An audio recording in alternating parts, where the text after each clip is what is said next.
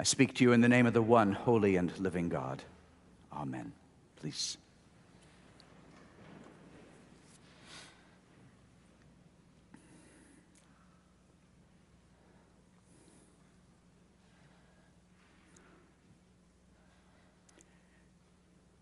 A weasel is wild.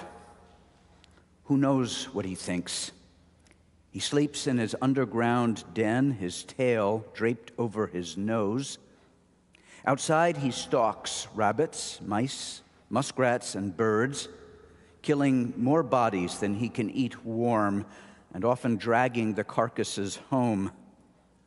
Obedient to instinct, he bites his prey at the neck, either splitting the jugular vein at the throat or crunching the brain at the base of the skull. And he does not let go. Once, a man shot an eagle out of the sky. He examined the eagle and found the dry skull of a weasel fixed by the jaws to his throat. The supposition is that the eagle had pounced on the weasel, and the weasel swiveled and bit as instinct taught him, tooth to neck, and nearly won. I would like to have seen that eagle before he was shot. Was the whole weasel still attached to his feathered throat, a fur pendant? Or did the eagle eat what he could reach, gutting the living weasel with his talons before his breast, bending his beak, cleaning the beautiful airborne bones? So begins Annie Dillard's memorable short story called Living Like Weasels. I saw a weasel last week, Ms. Dillard continues. He was 10 inches long, thin as a curve, a muscled ribbon, brown as fruitwood, soft-furred, alert. His face was fierce, small and pointed as a lizard's. He would have made a good arrowhead. Ms. Dillard's story is not about weasels only. She likes to watch animals, says she, because she is trying to learn or remember how to live. I might learn something of mindlessness, something of the purity of living in the physical senses and the dignity of living without bias or motive. The weasel lives in necessity, and we live in choice, hating necessity and dying at the last ignobly in its talons. I would like to live as I should, as the weasel lives as he should. We could, you know. We can live any way we want. People take vows of poverty, chastity, and obedience, even of silence by choice. The thing is to stalk your calling in a certain skilled and supple way, to locate the most tender and live spot and plug into that pulse. This is yielding, not fighting. A weasel doesn't attack anything. A weasel lives as he's meant to, yielding at every moment to perfect freedom of single necessity. Annie Dillard's story and her own search speak profoundly of that thing which compels so many others. The search to live as we should, not should in the sense of a morally laden ought, rather as we are created to live, born to live, the way we are meant to live, as God desires for us. We search to pattern our lives, prioritize our attention, our time, our energy. We seek and free ourselves from habits and relationships that bind or suffocate. We seek the right community, the right partner, the right job, the right calling. Sometimes we feel in sync. Other times, not at all. Sometimes we settle for what we've got.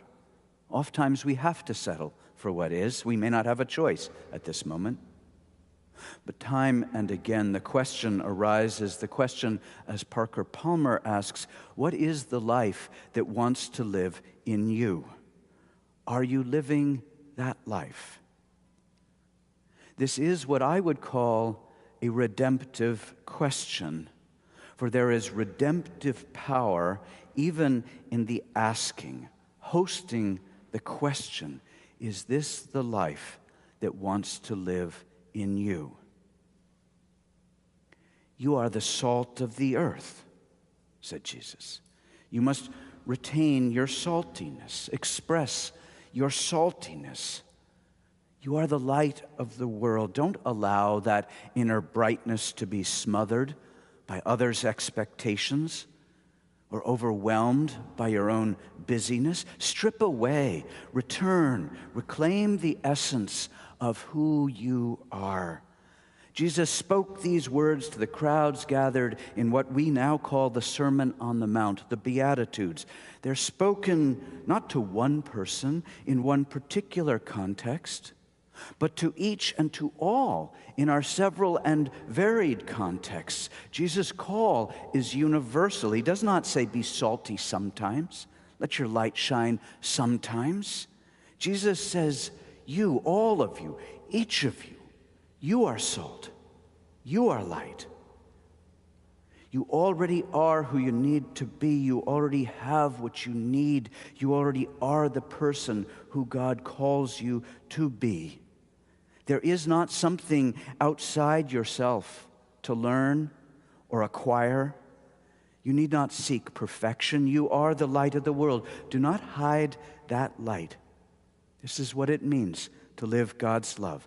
Each one of us has a calling in life, and that calling is to be ourselves. So what is the life that wants to live in you? What is the life that wants room to grow, to blossom, bear fruit, be salty? Our vocation is to become more and more ourselves. Now, being of a different form than Weasels, being beloved of God, living true to ourselves may open natural depths of compassion, of creativity, awe, joy, love, community. The Apostle Paul was a learned scholar and teacher. Yet upon entering the church in Corinth, Paul says, I didn't come proclaiming the mystery of God using fancy words or highfalutin wisdom. I came to you as I am. I came in weakness, in fear, humility, and trembling.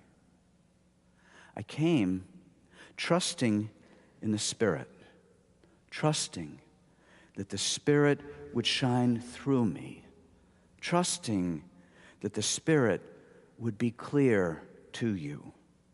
I didn't want to persuade you up here with clever arguments. I wanted you to experience this within.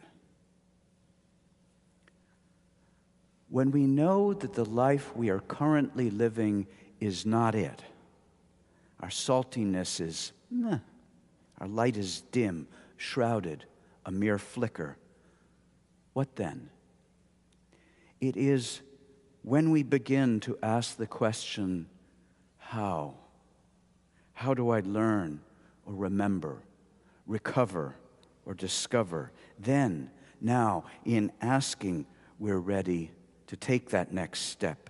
I believe that next step is some version of paying attention to our lives, to ourselves in this world. Be gentle as you seek. Be gentle with yourself, with those around you. We might go into the forest and watch, if not weasels, then other creatures. We might sit quietly in our own room in prayerful contemplation, noticing our breath, noticing our body, each inhalation, exhalation. We might try journaling, creative practice that opens us.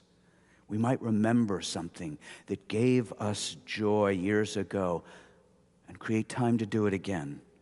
Or we might think of that thing we've always wanted to try, but it was never the right time, and find the time now. Trust, as Paul did, that the Spirit is within and moving within you.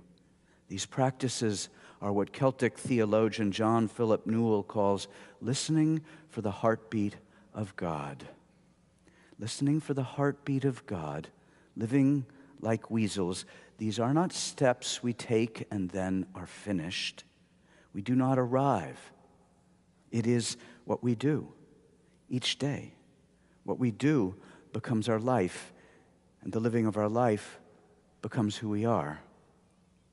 Annie Dillard concludes, I think it would be well and proper and obedient and pure to grasp your one necessity and not let it go, to dangle from it limp wherever it takes you.